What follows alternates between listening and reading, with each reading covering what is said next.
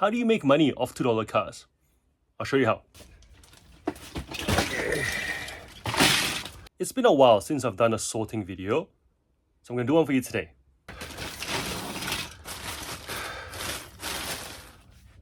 Alright, so these cars came in 2 bags. They're quite heavy. There's quite a lot here. The first step is to sort them out into different types, but my main aim is to look at what I can photograph individually and what I can throw away or sell in a bulk lot. These 2 bags cost me $150. I don't know how many cars there are, but just on estimation, I'm guessing about 300, so 50 cents each, which means that if I can sell most of them for, on average, $5 to $10, that's already a win for me. Most of these cars don't take a long time to process, and being that I am a car seller, I already know what most of these cars are. I don't really have to comp them anymore, which makes it a lot quicker now than it did when I started.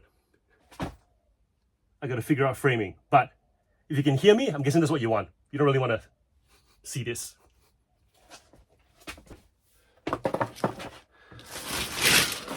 Let's do 1 bag at a time. Let's see if this works. Is this better?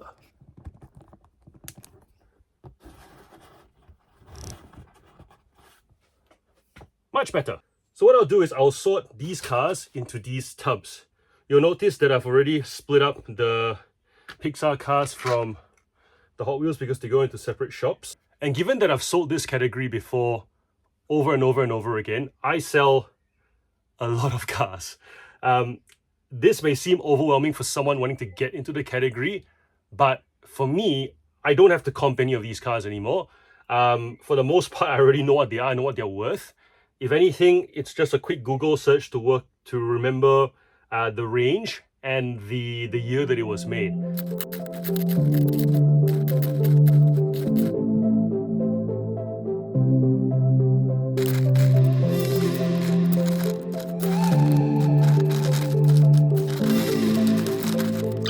I'm gonna need more tubs. On to the second bag.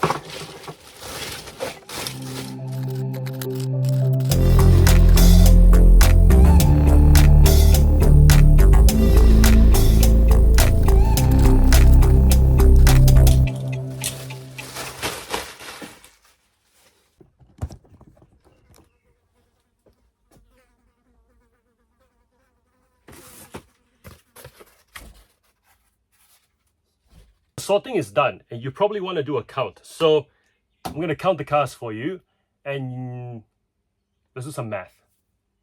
I'll do the standard cars first, and most of these cars will go for between $5 to $10. So I'm just going to say they're going to go for $5. Here we go. 1, 2, 3, 4, 5, 6, 7, 8, 9.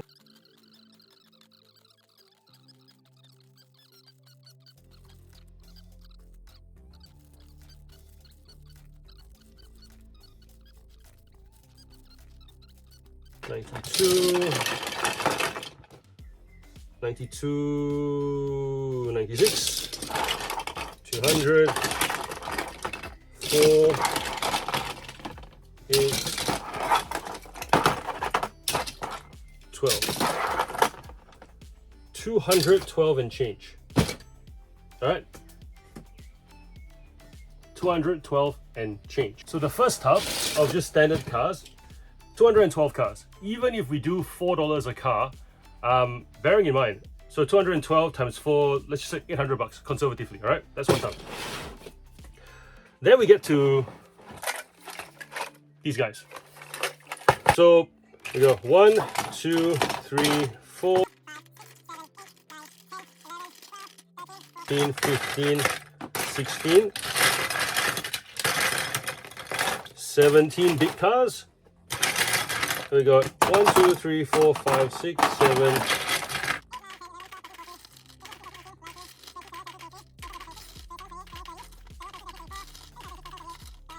43, 44, 45, 46, 47. All right.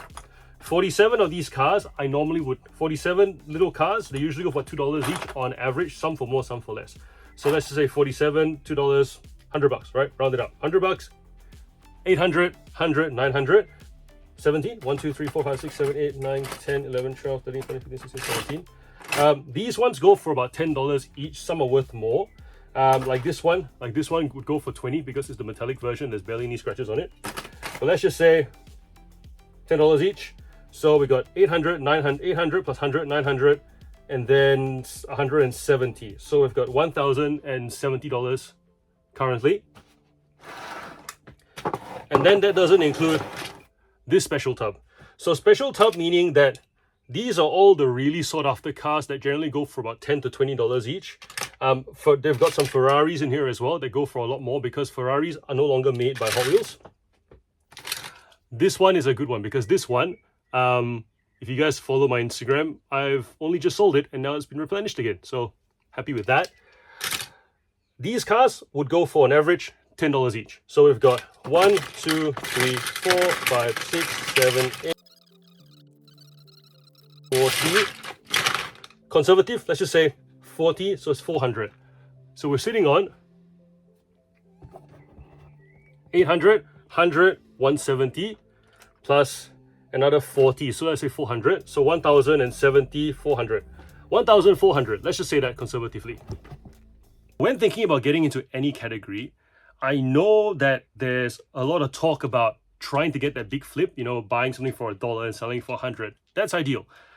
But for the most part, if you are someone who's only starting out and you don't have any experience, right, you can still make money and learn with reps. You're more likely to get 100 reps in the first month of you reselling if you sell items that don't require you to spend $1 and make $100.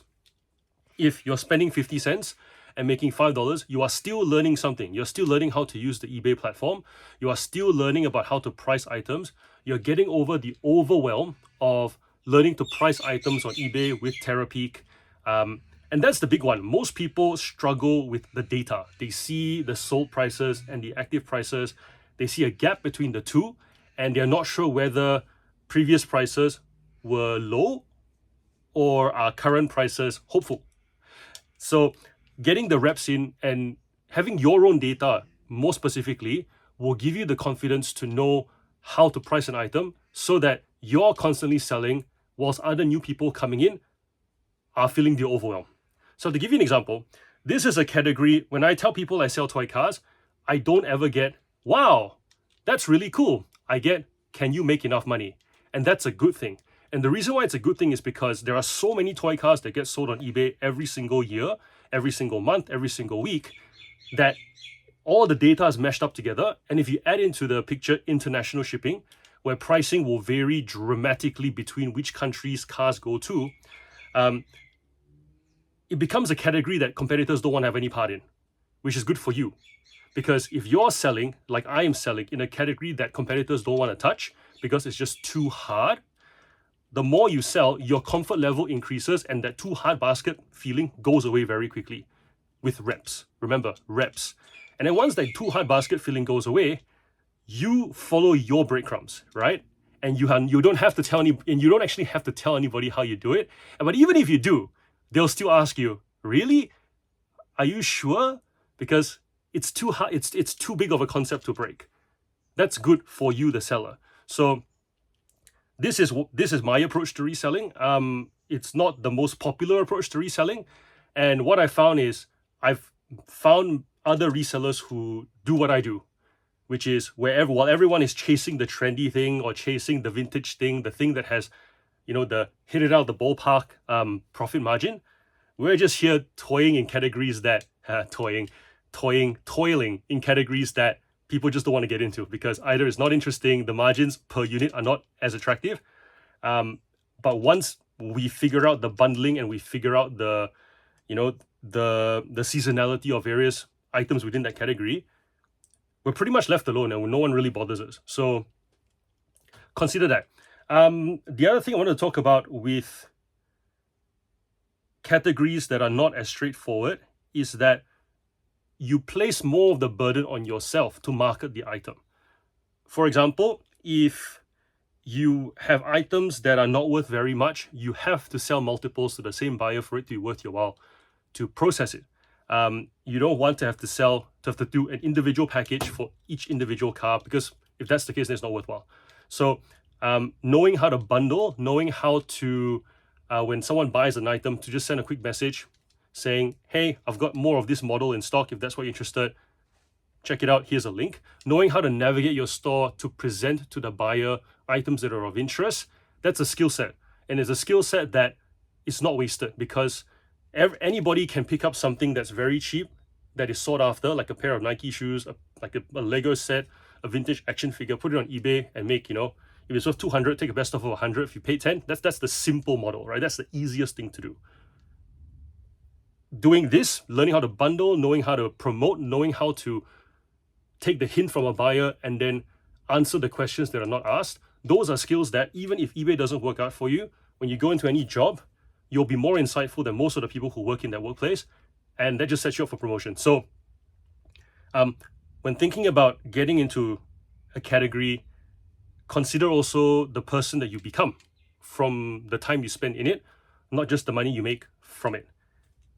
That's it, really. Thanks for watching this video of me sorting cars. I hope what I do makes sense, but if it doesn't, that's okay too.